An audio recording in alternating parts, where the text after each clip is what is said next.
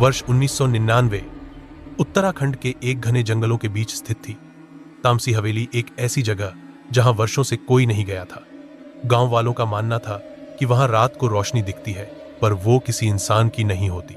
आरव, एक युवा documentary film maker, भूतिया जगहों पर वीडियो बनाकर यूट्यूब पर डालता था। उसके पास एक रहस्यमयी खत आया।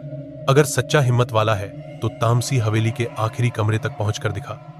वहां की सच्चाई अभी तक कोई नहीं जान पाया। खत के साथ हवेली का नक्शा और एक चाबी थी। आरव ने इसे एक शानदार अवसर समझा। उसके साथ गए उसकी टीम के 2 लोग, साक्षी कैमरा पर्सन और यश साउंड इंजीनियर। तीनों अगले दिन तामसी हवेली के लिए निकल पड़े। हवेली के दरवाजे पर पहुंचते ही साक्षी ने ठंडी हवा को महसूस किया जो अंदर से आ रही थी। दरवाजा चाबी से खुद खुल गया, जैसे कोई अंदर बुला रहा हो। भीतर अजीब सी सड़न की गंध थी, पर हवेली की बनावट अब भी शानदार थी।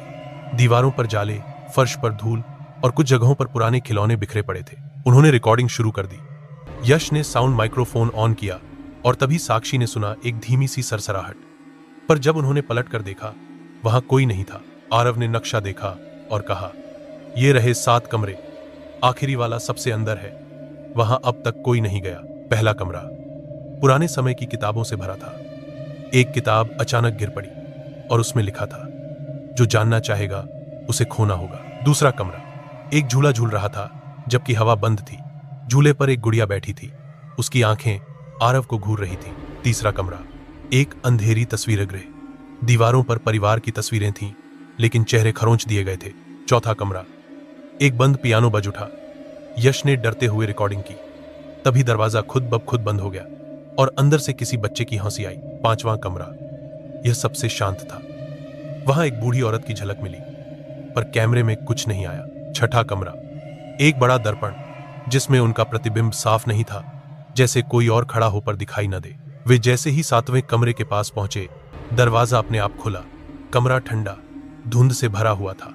वहां एक बहा पलंग था जिस पर लाल रंग की चादर थी, जो धीरे धीरे अपने आप खिसकने लगी। तभी यश जोर से चिल्लाया, आरव, मेरे पीछे कोई है। जब सबने पलट कर देखा, वहां कोई नहीं था, लेकिन यश की गर्दन पर किसी के नाखूनों के निशान बन चुके थे। कमरे के बीचों बीच एक लकड़ी का संदूक रखा था।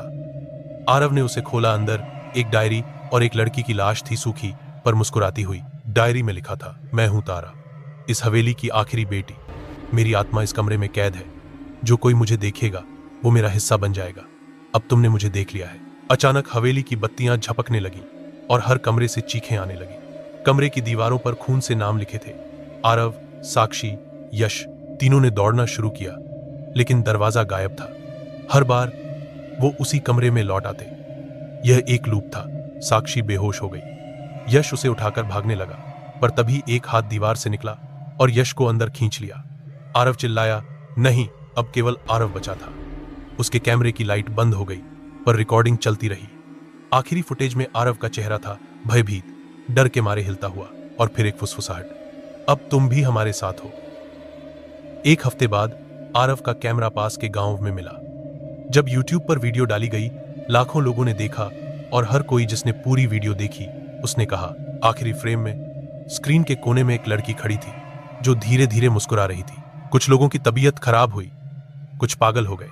कहते हैं, तामसी हवेली अब एक आत्मा से नहीं बल्कि 3 से भर चुकी है, और वह वीडियो अब भी इंटरनेट पर घूम रही है।